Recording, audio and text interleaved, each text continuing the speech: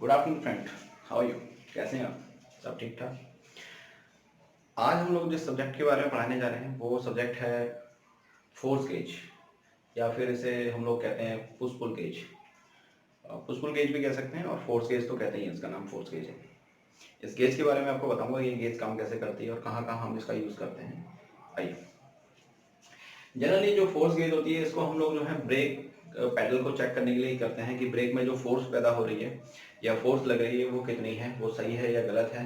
कहने का मतलब है कि बूस्टर जो है, ब्रेक बूस्टर, वो सही काम कर रहा है कि नहीं कर रहा है, उसे चेक करने के लिए हम लोग जो है फोर्स गेज का यूज़ करते हैं। इसमें जो है हम लोग इसका एक्सटेंशन के साथ में इसका यूज़ करते हैं। उसके अलावा इसका यूज जो है, इसमें फोर्स गेज हम लोग जो है इस भाग से करेंगे और इस भाग से हम पुल साइड से हमें अगर करना है तो हम लोग स्टीयरिंग की जो ऊपर जो फोर्स लग रही है वो कितनी लग रही है, तो उसके लिए भी हम लोग जो है पुल वाले एरिया से हम लोग इसको चेक कर सकते हैं। तीसरा ये है कि हमें अगर हैंड ब्रेक के नॉचेस चेक करने हैं कि कितने उसमें नॉचेस हैं और कितनी उसमें फोर्स डालनी है, उसको भी हम चेक कर सकते हैं। तो पहले इसके बारे में थोड़ा ब्रीफिंग कर देता हूँ, इसके अंदर क्या क्या होता है। फोर्स गेज के अंदर, फोर्स गेज का जो पूरा का पूरा ये पार्ट टूल होता है, ये टूल इस प्रकार का होता है, ऐसा ही होता है। ये वाला जो एरिया होता है इसमें एक फिक्स एरिया होता है, इसमें जो है पुल साइड होता है, यानी अगर हम इसको यहाँ से पकड़ के खींचेंगे, ये कुछ ऐसे होता है, इसमें हमें अटैचमेंट देनी होती है, हम इसमें अटैचमेंट दे सकते हैं, इसको हम रिमूव कर सकते हैं इस एरिया को, और पुल साइड को रिमूव करके इस जगह पे ऐसा अटैचमेंट यहाँ पे लगा सकते हैं पुल वाला। वो अटैचमेंट कुछ ऐसा होता है, कुछ ऐसा अटैचमेंट होगा वो, उसको हम यहाँ पे लगा सकते हैं, कुछ इस प्रकार का अटैचमेंट होता है।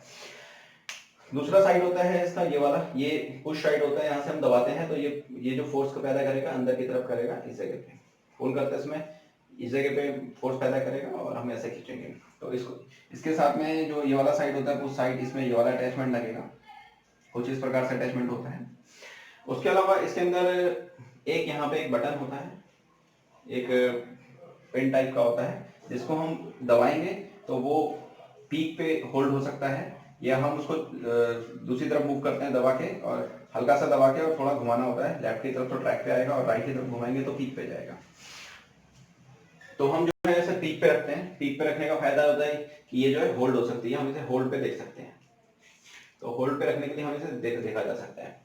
उसके अलावा जो है यहाँ पे एक डायल गेज होती है, गेज होगी जिसमें 0, 300, 600, 900, मैंने इसको एन में लिया है। बेसिकली एन में हम लोग देख सकते हैं इसमें कितने एन की फोर्स इसमें पैदा हो रही है। तो अगर 300 एन की फोर्स देखनी है, 600 एन की देखनी है, 900 एन की फोर्स देखनी है, तो हम इसमें देख सकते हैं।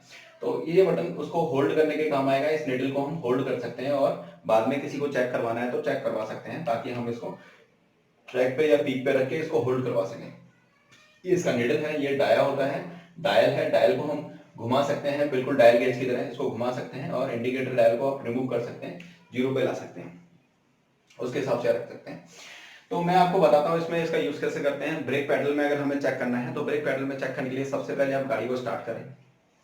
गाड़ी को स्टार्ट करने के बाद आप जो है ब्रेक पैडल बनाएं, और आपको एक स्केल भी लेना पड़ेगा, स्केल भी ले लीजिए और साथ में एक ऐसा मार्कर भी ले लीजिए, ठीक है।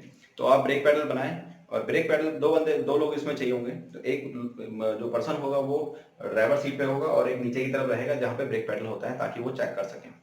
तो जो ड्राइविंग सीट पे बैठा है वो ब्रेक पैडल बनाएगा, गाड़ी स्टार्ट करेगा, उसके बाद गाड़ी को बंद कर देगा, और स्केल को जो है वो ब्रेक पैडल पे लगाएगा। सबसे पहले जो है ब्रेक पैडल की हाइट आप चेक कर लो, कारपेट से लेके और पैडल की फ्री हाइट ऊपर तक आप चेक कर लो कि कितनी हाइट है, वो साइड में लिख लो, वो आप देख सकते हो। उसके बाद आपको जो है ब्रेक पैडल को 2-3 बार पुश करके दबाना है। दबाने के बाद जो है आपको ये जो अपना है 2-3 बार दबाने के बाद ये जो गेज होती है उसको इस साइड से, ये वाला अटैचमेंट लगाने के बाद इस साइड से ब्रेक पैडल के ऊपर फोर्स लगानी है। उसको आप जैसे ये मान लीजिए फोर्स गेज है तो इसके साइडों में ऐसे पकड़ के लगाना है, ऊपर दबाओगे, अगर इस वाले पे हाथ रखोगे तो ये फोर्स नहीं लगेगी, क्योंकि ये इसको ऑब्स्ट्रक्ट करेगा। तो इसीलिए साइड में, इसके साइडों में हाथ रख के आपको दबाना है ब्रेक पैडल पे। तो हम लोग जनरली जो चेक करते हैं ब्रेक पैडल के ऊपर जो फोर्स चेक करते हैं वो 300 एन की होती है, 600 एन की फोर्स होती है। तो आप 600 एन की फोर्स पे चेक करिए, 600 एन तक उसको दबाइए, और उसके बाद देखिए ब्रेक पैडल कितना गया। तो आपको स्केल पे लगाने के बाद ये चेक करना है कि कितनी कितनी उसकी लेंथ आई है। तो स्पेसिफाइड वैल्यू जो होगी वो किताब में आपको मिलेगी, स्पेसिफाइड वैल्यू को आप लिख लीजिए एक जगह पे। उसके अलावा आपने इस तरफ से जो चेक किया, ब्रेक पेडल लगा के 600 N की फोर्स लगाई, उसको आप लिखिए कितनी उसमें आया है, उसकी जो नंबर्स हैं वो कितना आया है, कितने एन की कितना जो है उसकी लेंथ रही है ग्राउंड से, और जहां तक हमने दबाया 600 N की फोर्स लगाने के बाद कितनी उसकी लेंथ रही है। तो उस लेंथ को आप रख लीजिए और स्पेसिफाइड वैल्यू से मैच करिए। अगर स्पेसिफाइड वैल्यू से मैच करती है तो ओके है। उसके अंदर कुछ हम लोगों ने जो होती है एक तरह का रेजिस्टेंस होता है, वो उसमें छूट भी दी होती है, तो आपको वो भी देखना पड़ेगा कि कितने की उसमें जो है छूट दे रखी है। तो ये आप देख लीजिए, उससे मैच कर लीजिए। अगर मैच कर जाता है स्पेसिफाइड वैल्यू से तो ओके है, मैच नहीं करता है इसका मतलब कि कहीं पे बूस्टर में दिक्कत हो सकती है, तो वो आप जरूर चेक करें। ठीक है, तो 600 N की फोर्स हम लोग लगाते हैं पुश पुल गेज को लगाने के बाद। दूसरा हम लोग इसमें चेक करते हैं हैंड ब्रेक। हैंड ब्रेक को चेक करने के लिए आपको नॉचेस का पता होना चाहिए। तो 4 से 7 के बीच में हम लोग नॉचेस को चेक करते हैं। 4 से 7 नॉचेस तक भी होगा तो ओके है। तो अगर 4 से नीचे है तो यानी कि हमें एडजस्ट करके थोड़ा फ्री करना पड़ेगा हैंड ब्रेक को। अगर 7 से ऊपर जा रहा है तो उस कंडीशन में जो है नॉचेस आपको यानी कि हैंड ब्रेक का जो वायर है वो लूज हो गया है या टाइट करना है या फिर चेंज करना है, तो वो आप देख सकते हैं। किसी गाड़ी में 4 से 7 होता है, किसी में 4 से 9 भी होता है, तो वो आप देख सकते हैं। तो जो भी स्पेसिफाइड वैल्यू होगी, स्पेसिफाइड नॉचेस होंगे, उसको आपको मैच करवाना है कि कितने नॉचेस होने चाहिए। तो मान लीजिए 4 से 7 के बीच में होना चाहिए, तो आप नॉचेस को क्या करेंगे कि ये वाले एरिया से इसको हटा दीजिए और ये वाला जो अटैचमेंट होता है वो इस जगह पे लगाइए। इस जगह पे लगाने के बाद यहाँ पे एक हुक टाइप का बन जाएगा। तो इस हुक को जो है आपको क्या है हैंड ब्रेक का जो लीवर होता है उसके ऊपर जो टाई बेल्ट आती है, लपेटने के लिए जो बेल्ट आती है व्हाइट कलर की, जो कि हम लोग कई जगह पे लगाते हैं, जैसे कि वायरिंग हार्नेस को एक साथ टाइट करने के लिए, वैसे 2-3 बेल्ट लगा के हैंड ब्रेक के ऊपर लगा लीजिए और उस जगह पे इस हुक को फंसाइए पुश पुल गेज के साथ में। इसको जीरो कर लीजिए, उसके बाद इसको फंसाइए और ऊपर की तरफ खींचिए और साथ में नॉचेस गिनिए। यहाँ पे आपको जो फोर्स लगानी है वो 300 N की लगानी है। तो आप काउंट करिए, अगर वो 300 N की फोर्स जो है वो 5 तक चली जाती है, इसका मतलब ओके है। अगर वो 7-8 क्रॉस करती है या स्पेसिफाइड वैल्यू को, स्पेसिफाइड नॉचेस को क्रॉस करती है, मान लीजिए 9 को क्रॉस कर गई, 8 को क्रॉस कर गई और वो गलत है, स्पेसिफाइड वैल्यू में वो गलत है, तो उस कंडीशन में आपको एडजस्टमेंट की जरूरत पड़ेगी हैंड ब्रेक में। तो 300 N की फोर्स आप जो है हैंड ब्रेक के लिए चेक कर सकते हैं कि उसके नॉचेस सही है या गलत है। ठीक है, तीसरा अगर हमें इसमें चेक करना है तो तीसरा चेक करने के लिए हम लोग इसमें स्टीयरिंग की जो फोर्स होती है वो चेक कर सकते हैं। स्टीयरिंग की फोर्स हम इसलिए चेक करते हैं, कई बार कस्टमर हमारे पास आता है और कस्टमर हमारे पास आने के बाद कस्टमर कहता है कि हमारी गाड़ी हार्ड चल रही है, यानी स्टीयरिंग काफी हार्ड है, तो उसको स्मूथ कर दीजिए। अब आप डायरेक्टली स्टीयरिंग तो कॉलम जो है, स्टीयरिंग कॉलम और जो रैक एंड पिनियन है उसको उठा के चेंज तो करेंगे नहीं। तो सबसे बढ़िया तरीका होता है कि आप रोड टेस्ट लेने के बाद आपको फील हो तो सबसे पहले जो है आप पुश पुल गेज से, फोर्स गेज से आप उसकी फोर्स को चेक करिए कि स्टीयरिंग में कितनी फोर्स लग रही है। अब स्पेसिफाइड वैल्यू हर गाड़ी का अलग अलग हो सकता है, ठीक है, तो वो आपको देखना पड़ेगा कि किताब के अंदर कितनी स्पेसिफाइड वैल्यू लिखी है स्टीयरिंग व्हील को की हार्डनेस चेक करने के लिए। तो हम इसमें क्या करते हैं, डैम्पर कितनी फोर्स पैदा कर रहा है रैक के अगेंस्ट में। तो यानी रैक के साथ में डैम्पर जो स्क्रू होता है वो लगा होता है, डैम्पर बुश लगा होता है, तो उसको हमें जो है देखना होता है।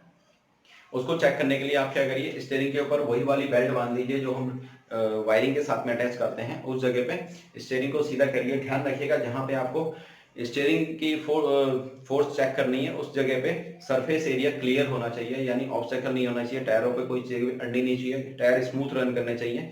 ठीक है, ये सब चीजें होनी चाहिए। गाड़ी को आपको स्टार्ट करना पड़ेगा, खड़ी गाड़ी में नहीं करोगे, गाड़ी को स्टार्ट करके हैंड ब्रेक आप लगा सकते हो। उसके बाद स्टीयरिंग को सीधा करिए। तो लेफ्ट और राइट आपको चेक करना है, तो एक तरफ कर लीजिए, राइट में कर लीजिए। आप बेल्ट लगाइए, बेल्ट पे जो है ये वाला हुक पुल वाले एरिया पे लगाने के बाद इस हुक को उस बेल्ट पे लगाइए और खींचिए। इस गाड़ी स्टार्ट करने के बाद, खींचने के बाद स्पेसिफाइड वैल्यू जो भी होगी अगर वो मैच करती है ये, तो उसका मतलब है कि वो ओके है। अगर वो मैच नहीं करती है, फोर्स ज्यादा लगती है उसमें, मान लीजिए कि अगर हमने मान लीजिए कि हमने 2 kg का उसमें वेट दे रखा है या 150 N का फोर्स दे रखा है उसमें, तो उस कंडीशन में स्पेसिफाइड में मान लीजिए 150 N का फोर्स है और हम स्टीयरिंग को फोर्स गेज से चेक करते हैं फुल साइड एरिया से, और वो 150 N से कम है तो इसका मतलब स्टीयरिंग ओके है। अगर वो मान लीजिए 200 तक जाता है, स्पेसिफाइड वैल्यू को क्रॉस करता है, हमारे पास स्पेसिफाइड वैल्यू 150 थी और वो 200-250 क्रॉस कर रहा है, इसका मतलब स्टीयरिंग हार्ड है, आपको रैक एंड पिनियन चेंज करने की जरूरत है या डैम्पर बूस्ट एडजस्ट करने की जरूरत है। पहले तो डैम्पर बूस्ट हम लोग एडजस्ट कर सकते थे, आज भी कर सकते हैं, पॉसिबिलिटीज रहती हैं अगर करना चाहें। वरना अगर ज्यादा हार्ड है तो उस कंडीशन में स्टीयरिंग कॉलम और रैक जो होता है वो चेंज करना पड़ता है, आपको पता है। लेकिन अगर आपको एडजस्ट करना है तो एडजस्ट करने के लिए आपको उतारना पड़ेगा।